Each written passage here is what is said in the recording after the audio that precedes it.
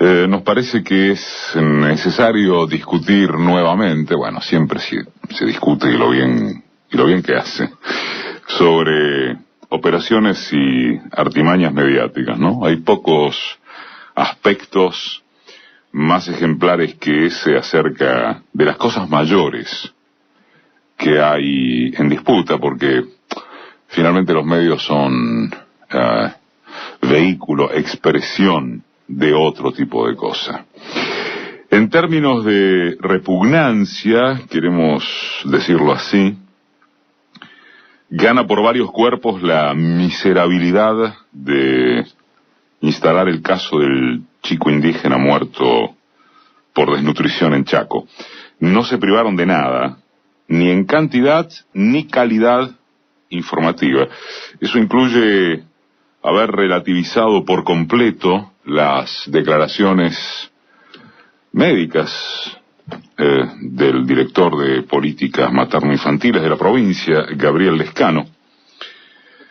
Leo textual: el chico nació con una discapacidad, una hidrocefalia no evolutiva y una parálisis cerebral que le generaron retraso madurativo y psicomotriz severo. Y eso le produjo una malnutrición de todos los alimentos. Era un paciente identificado por el sistema sanitario, controlado, monitoreado en forma permanente, con la familia recibiendo asistencia alimentaria del Estado y el joven bajo los tratamientos que correspondían. En una de las tantas coberturas repelentes que se hicieron sobre la noticia, llegó a titularse que cada 10 horas hay una muerte por desnutrición en el país. El copete de la nota, para el caso Clarín del jueves pasado, de anteayer, afirmó que son datos oficiales del Ministerio de Salud Nacional, pero en el cuerpo central se aclara que el 70% de las personas fallecidas eran mayores de 75 años, es decir, casos obviamente relacionados con factores ya no congénitos, sino atinentes a otros problemas de salud. Y recién hacia el cierre del artículo se cita el informe de la Organización de las Naciones Unidas para la Alimentación y la Agricultura, FAO, según el cual Argentina alcanzó la categoría de hambre cero porque el porcentaje de la población subalimentada ya está por debajo del 5%. De remate, sin embargo, se cuestiona ese informe internacional, ya que médicos y ONGs denuncian que la FAO toma estadísticas del gobierno que no son confiables. Desde ya no se informa quiénes son esos médicos ni cuáles las ONGs. Indignado, el escritor Nempo Giardinelli, chaqueño él, escribió, página de anteayer también, del jueves, que hay que ser muy canallas para fingir sentimientos que no se tienen y que jamás han tenido estos carroñeros de la política que vienen a descubrir lo que cualquiera sabe, que decenas, centenares de niños con huichís y mocoic murieron aquí, en Chaco, en iguales condiciones extremas, en los últimos 10, 20, 50 y 100 años. Giardinelli advierte que la actual gestión provincial tampoco solucionó, por supuesto, las causas ancestrales, pero que al menos sí se encararon políticas sanitarias, educativas, de infraestructura, como en etapa alguna se había hecho. Cualquiera que recorra Chaco lo sabe. Menciona que estos buitres de la comunicación habían empezado la semana anterior diciendo que el Hospital Pediátrico de Resistencia, inaugurado hace muy poco, tenía fallas estructurales, al igual que los flamantes centros asistenciales de Villa Río Bermejito y Juan José Castelli. Nunca existió un hospital decente en esos extensos parajes, recuerda Mempo también. Y entonces irrita que habiendo ahora 3 grandes y con dotaciones médicas nunca vistas, vengan a demolerlos mediáticamente y a ignorar que en 2007 de cada 1000 nacidos vivos en Chaco, morían 22, mientras que ahora las muertes se redujeron a 11,8. No hay de qué extrañarse, aunque lo burdo de la maniobra mediática sugiera lo contrario. Indignación sí, asombro no. El próximo domingo, el otro domingo, son las elecciones chaqueñas y todo indica que el oficialismo ratificará la aplastante ventaja que obtuvo en las primarias con cerca del 60% de los votos y unos 20 puntos de diferencia sobre el frente, entre comillas, respaldado por todo el arco nacional anti-K. Ayer, recogiendo archivo, veíamos esto, si es por la problemática indígena y para no ir más lejos, durante la gestión del gobernador radical Roy Nikisch, 2006-2007, hubo una huelga de hambre de 33 días de 12 indígenas en el primer piso de la Casa de Gobierno del Chaco y un acampe de 3 meses en la plaza principal de Resistencia. El 22 de agosto de 2007, el mismo Nikisch denunciaba que la difusión por la prensa nacional de los casos de desnutrición y muerte de indígenas en Chaco se debía a una campaña sucia perfectamente orquestada. Y agregaba el mandatario radical que por su propia cultura e idiosincrasia muchos indígenas aborígenes, dijo, no dejan que el Estado los atienda correctamente, no hacen uso de los medicamentos y rechazan los tratamientos. Eso decía el gobierno de la Alianza hace 8 años.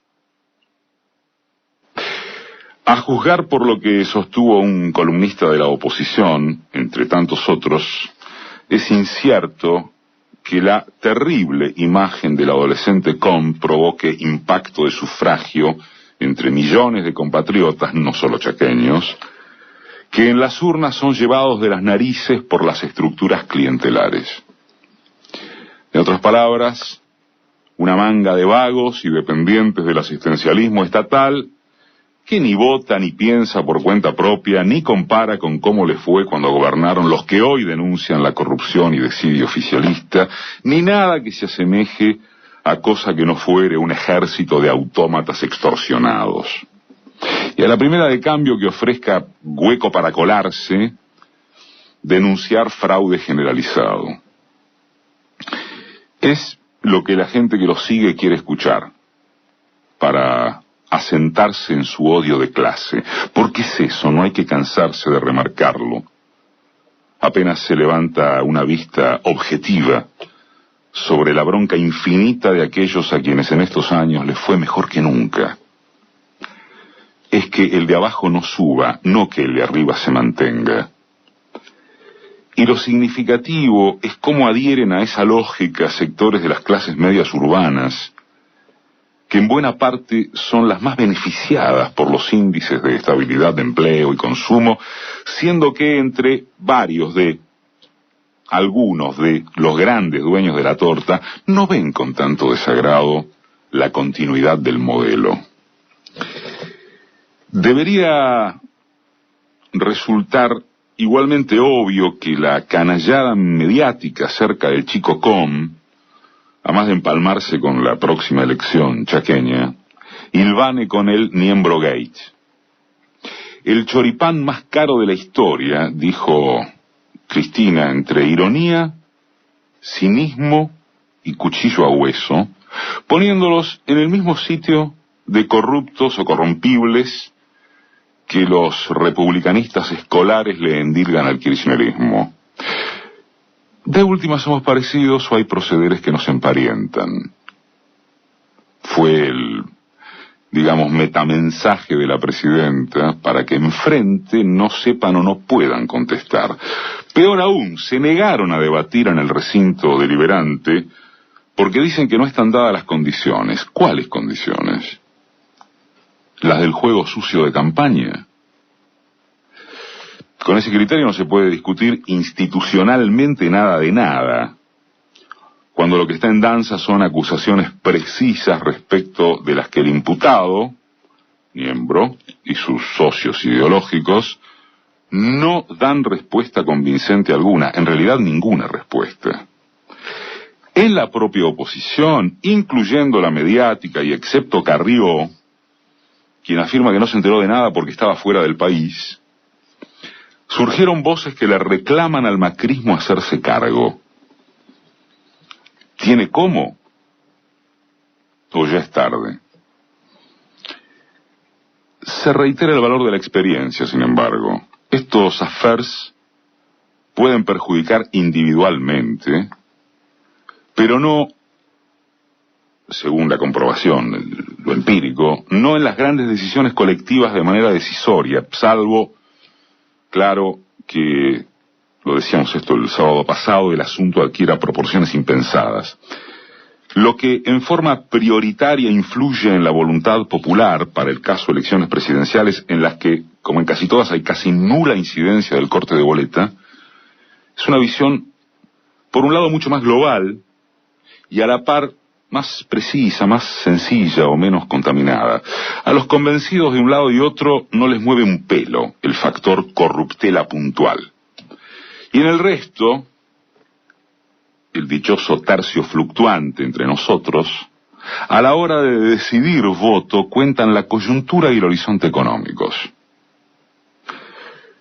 Según la mayoría de la oposición en sus afirmaciones públicas, ese es un problema, porque planes y choripanes tienen un peso determinante. Un análisis menos cavernícola, menos cualunquista, sugiere que el tema es un tanto más complejo, hasta el punto de que de otro modo nos explicaría por qué el principal referente opositor resolvió cambiar su discurso para hablar ahora de que no se tocarán las conquistas de estos años. Muy bien, encerrada en ese dilema discursivo, y para peor, si ustedes quieren, con la Asamblea General de la ONU aprobando por abrumadora mayoría la propuesta argentina de limitar el accionar de los fondos buitre en la reestructuración de deuda soberana, además de la ruin explotación periodística del episodio chaqueño, se intentó volver a la carga con el caso Nisman. La excusa fue una pericia sobre ausencia de restos de pólvora en el arma empleada en el hecho, que disiente con casi todos los peritajes efectuados. Se indujo así a reinstalar la hipótesis del asesinato, pero justo cuando los mismos actuantes de la querella indican que, así se haya tratado de homicidio, cabe contemplar el lavado de dinero y las maniobras financieras en que habría incurrido el fiscal como uno de los móviles del crimen. Entonces, el ardid no tuvo aire suficiente y jugaron la horrible carta del Chico Com, que a su vez tampoco les dio para monotematizar y se dio paso a reintroducir la presunción de fraude tucumano, en simultáneo con un escrutinio definitivo que, como siempre se supo y como reconoció el perdedor en la madrugada del provisorio, da ganador al oficialismo. Leer y escuchar que cementa fraude entre los polos conservadores que lo inauguraron y profundizaron en este país, para no hablar de los golpes militares y de mercado que recurrieron toda vez que fue menester, sí que debería ser un auténtico escándalo moral escuchar a estos tipos hablar de fraude. En reemplazo de esa honestidad intelectual, llamémosle, los mandobles mediáticos, vean los portales, los diarios de estas horas, pasan por ir y venir entre la preocupación de la industria turística por la escasez de dólares, el caos en el microcentro porteño por un piquete de combis, el avance de la droga en el país de acuerdo con un instituto estadounidense o, claro está, el contraste de la preocupación presidencial sobre el niño sirio ahogado en las costas turcas y el adolescente con proveniente del impenetrable. Tan impenetrable como esa gente que ve lo que quiere mirar.